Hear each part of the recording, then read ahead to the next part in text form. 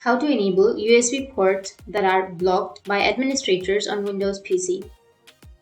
So if you want to enable USB ports that are blocked by administrators on Windows PC, then just follow the steps. First, you need to open up your device manager. Just right click on your start button and here you will have device manager. Go with device manager. Once you open up your device manager, now you just need to simply scroll down and here you will have the last option, which is USB controllers. Enlarge that and select the first one.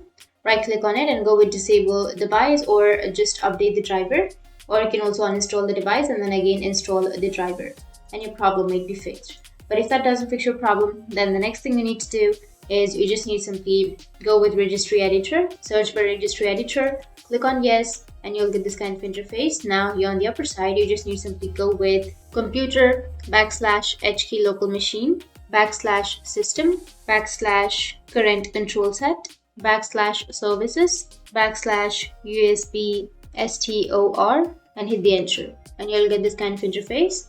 It will take you to this page, so you just need to simply go with start, which is right here on the right side. Right click on that and go with modify and here enter the value data as 3.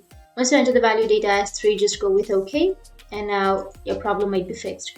But if that doesn't fix your problem, then the next solution is you need to open up your local group policy editor, which is GPE. Search for GPE and here you will have edit group policy. Click on it and it will take you to this kind of interface. You just need to simply go with computer configuration, go with administrative templates, and then system. Under system, go with device installation, or under system you need to go with removable storage access, and under removable storage access you need to go with all removable storage classes, deny all access. Just double click on it and it will take you to this kind of interface. You just need to simply go with disabled and apply an OK, and after that again open it up and go with non-configured and again apply an OK and your problem might be fixed. So that's it. After that you can just restart your device and after restarting your problem will be fixed.